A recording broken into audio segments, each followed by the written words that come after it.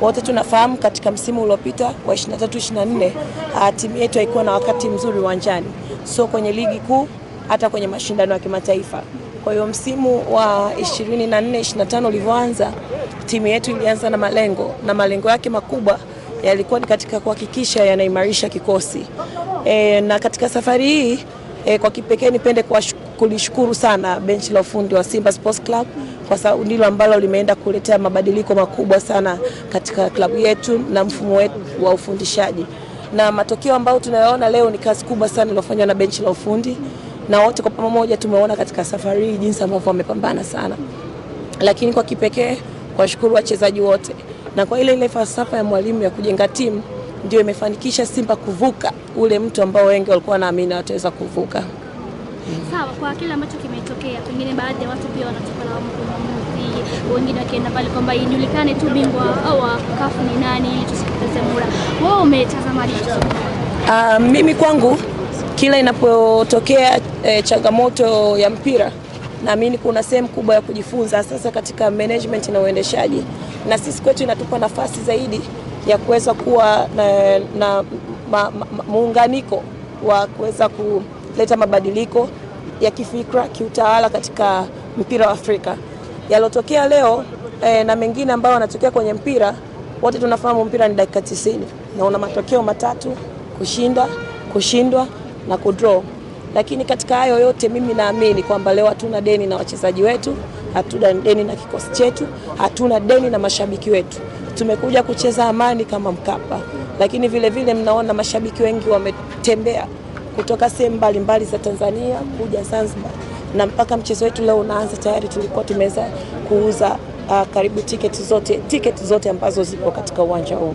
Focus ni ipi sasa? Focus yetu ni kuendelea na ligi, ratiba za ligi, kukamilisha michezo ambayo iko mbele yetu, lakini vile vile ni kuweza kuhitimisha ratiba ya nusu finali ya kuelekea nusu finali ya CRDB Confederation.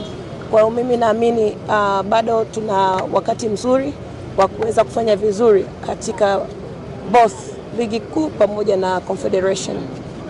Madam, yes. Kwa bahati mbaya imepoteza, lakini benchi la ufundi na mashabiki walikuwa hawajaridhishwa namna mwamuzi alivyokuwa anachezesha mchezo. Kwa upande wako umeridhishwa? Wewe uliridhishwa? Ninakuuliza wewe, mimi sina upande. Kwa hiyo kwa upande wako kama kiongozi wa Simba Sports, wewe uliridhika? Wewe si pia una pia muda mwingine unatakiwa kutoa a fair opinion. Hauna upande, neutrality, yes, lakini wewe toa sasa fair and just opinion. Uliridhika? Naomba uanze wewe nitamalizia. Anza wewe afu mimi nitamalizia. Neno kwa mashabiki pengine madam. Asanteni sana wana Simba. Historia imeandikwa. All the best. Thank you so much. Hatuna deni na nyie. Madam, umeridhika? Wote tunafahamu katika msimu uliopita wa 23-24 timu yetu haikuwa na wakati mzuri uwanjani, so kwenye ligi kuu hata kwenye mashindano ya kimataifa. Kwa hiyo msimu wa 24-25 ulivyoanza, timu yetu ilianza na malengo yake makubwa yalikuwa ni katika kuhakikisha yanaimarisha kikosi. Na katika safari hii kwa kipekee nipende kulishukuru sana benchi la ufundi wa Simba Sports Club, kwa sababu ndilo ambalo limeenda kuletea mabadiliko makubwa sana katika klabu yetu na mfumo wetu wa ufundishaji. Na matokeo ambayo tunayoona leo ni kazi kubwa sana iliyofanywa na benchi la ufundi, na wote kwa pamoja tumeona katika safari hii jinsi ambavyo wamepambana sana. Lakini kwa kipekee kuwashukuru wachezaji wote, na kwa ile falsafa ya mwalimu ya kujenga timu ndio imefanikisha Simba kuvuka ule mtu ambao wengi walikuwa wanaamini wataweza kuvuka. Sawa, kwa kile ambacho kimetokea, pengine baadhi ya watu pia wanatoka na maamuzi, wengine wakienda pale kwamba ijulikane tu bingwa au CAF ni nani ili tusipoteze muda. Wewe umetazamaje? Mimi kwangu kila inapotokea changamoto ya mpira, naamini kuna sehemu kubwa ya kujifunza sasa katika management na uendeshaji, na sisi kwetu inatupa nafasi zaidi ya kuweza kuwa na muunganiko wa kuweza kuleta mabadiliko ya kifikra, kiutawala katika mpira wa Afrika. Yalotokea leo na mengine ambayo yanatokea kwenye mpira, wote tunafahamu mpira ni dakika 90 na una matokeo matatu: kushinda, kushindwa na kudraw. Lakini katika hayo yote mimi naamini kwamba leo hatuna deni na wachezaji wetu, hatuna deni na kikosi chetu, hatuna deni na mashabiki wetu. Tumekuja kucheza amani kama Mkapa, lakini vile vile mnaona mashabiki wengi wametembea kutoka sehemu mbalimbali za Tanzania kuja Zanzibar, na mpaka mchezo wetu leo unaanza tayari tulikuwa tumeweza kuuza karibu tiketi zote ambazo zipo katika uwanja huu.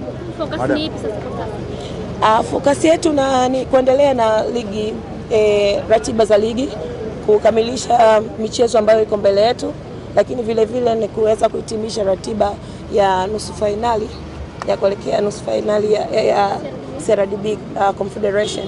Kwa hiyo mimi naamini bado tuna wakati mzuri wa kuweza kufanya vizuri katika both ligi kuu pamoja na Confederation. Madam, yes.